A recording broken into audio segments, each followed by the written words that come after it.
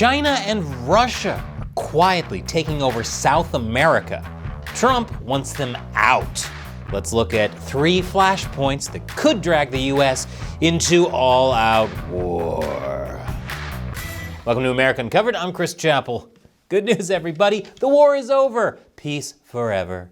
Which war, you might ask? Why, the most important one, the console wars.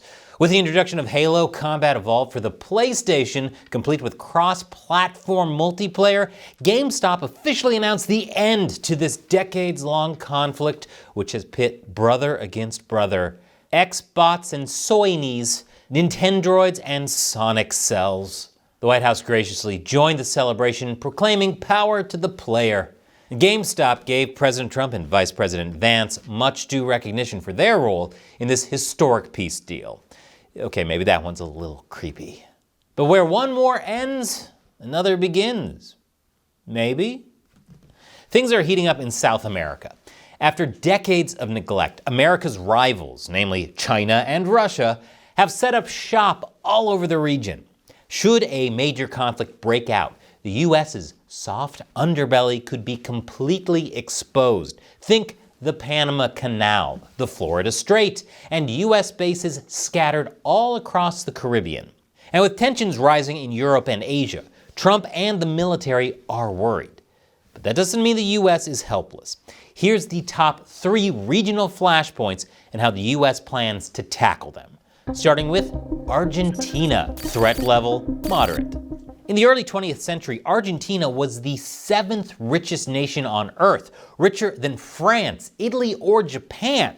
The vast, fertile Pampas Plains were known as the granary of the world, and Argentine beef was prized for its quality all across Europe. British railway investments helped Argentina's liberal government maintain this export economy, balanced budgets, and a strong, stable currency. But soon after World War II, things took a turn for the worst. In 1946, Juan Perón came to power.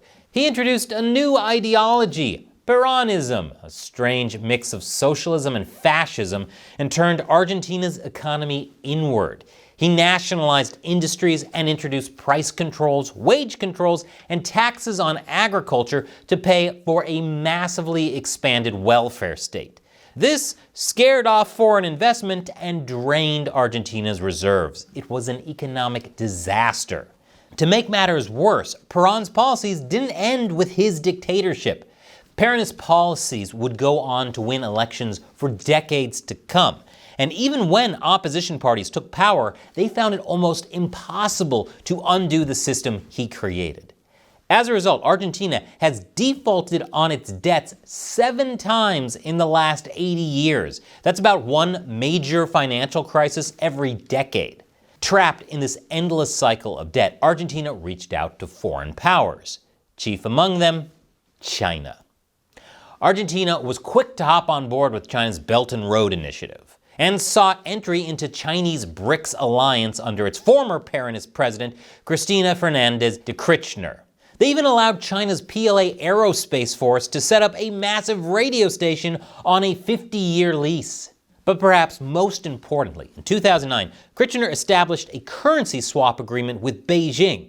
This means that Argentina could exchange its pesos for Chinese yuan at a fixed rate and use that money to pay for Chinese imports. This gave Beijing tremendous sway over the country and its economy.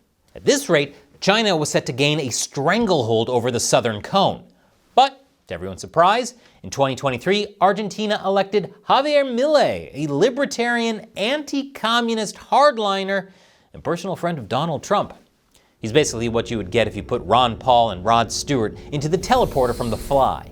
And since his election, Milei has been taking a chainsaw to Perón's system and drawing closer to the United States. He formally renounced Argentina's plan to join BRICS, saying he would not do business with communists. Plus, his government has announced plans to wind down their currency swap to 0 by the middle of next year. And in return, the U.S. is extending its own $20 billion currency swap deal to Argentina, while quadrupling its beef imports to help prop up Argentina's economy. So to keep China out, The US is doing everything in its power to keep Milei in, and seems to be going pretty well, with Milei's party winning by a landslide in Sunday's election. So far, so good. That's one less country in China's camp. But what about our next country? Colombia. Threat level rising. Throughout the Cold War, Colombia was a close ally to the United States. It was the only South American country to send troops to fight alongside the USA during the Korean War. It was also a founding member of the US-led Organization of American States, with its first conference held in Colombia's capital. And unlike most countries in the region, Colombia was largely able to avoid a slide into dictatorship, remaining both democratic and anti-communist. But still, Colombia had its problems. For decades, the country was plagued by groups that participated in the Simón Bolívar Guerrilla Coordinating Board, or CGSB, an umbrella group encompassing several communist militias and narco-terrorists like FARC and the ELN. They received training, weapons, and funding from Cuba, a Soviet satellite. And among those terrorist groups was the M19 movement. In 2022, an M19 veteran, Gustavo Petro, was elected as Colombia's first leftist president. But despite leaving his career as a lefty guerrilla behind, his outlook hasn't changed much. According to Colombia's former defense minister, Petro has dismantled the country's alliance with the US. So if Colombia's friendship with America has ended, who's going to be Colombia's new best friend? Well, since the Soviet Union no longer exists, I guess they'll have to settle for the next best thing, China. Petro visited China earlier this year alongside several other leftist South American leaders. There, he joined China's Belt and Road Initiative, sought entry to the BRICS New Development Bank, and offered to buy Chinese fighter jets. While he was there, Petro also visited the local Huawei facility. This came less than a month after the People's Republic donated 470 computers to Colombia's foreign ministry. Surely this won't have any consequences down the line. It's all so tiresome. I mean, if you're going to give away your country's security to the CCP, you might as well just make Xi the president. It wouldn't be the first time a South American country was led by an Asian guy. But it doesn't end with just China. Petro has opened up trade and investment with Venezuela's narco regime. Supporting the drug-fueled mafia state next door is bad enough, but similar events are playing out in Colombia itself. To keep things brief, Petro has taken what he calls a total peace approach to drugs. It's similar to what we saw in Mexico under AMLO or Bolivia under Evo Morales. Rather than fighting the cartels and burning their coca plants, you just kind of, let them take over your country. According to the UN, Colombian cocaine production has increased, with potential cocaine production increasing by 53% between 2022 and 2023. Which is why the US recently decertified Colombia as a partner in the ongoing drug war and slashed Colombia's access to aid. Meanwhile, Petro and his family were personally sanctioned by the US over their alleged ties to the drug trade. Now, this may all sound like a lot of he said, she said, but I'll just raise one more point. Petro's ambassador put out a statement condemning American strikes on suspected drug traffickers in the Caribbean, which, coincidentally, came right after the US blew up a boat belonging to the ELN. One of Petro's old comrades in the guerrilla movement. Something to think about. But honestly, Colombia's dysfunctional narco state is a sideshow compared to our last country. Of course, I'm talking about Venezuela. Threat level critical. What can I say about Venezuela that hasn't already been said?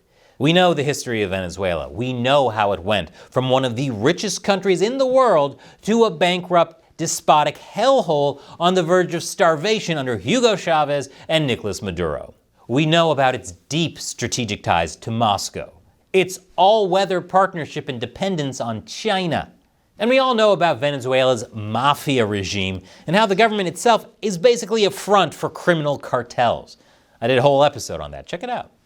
In short, Venezuela has become another Cuba, a degenerate proxy used by foreign powers to threaten America in its own backyard. And Trump has had enough. Since September, the U.S. has carried out at least 10 strikes on suspected narco traffickers in the Caribbean and Pacific.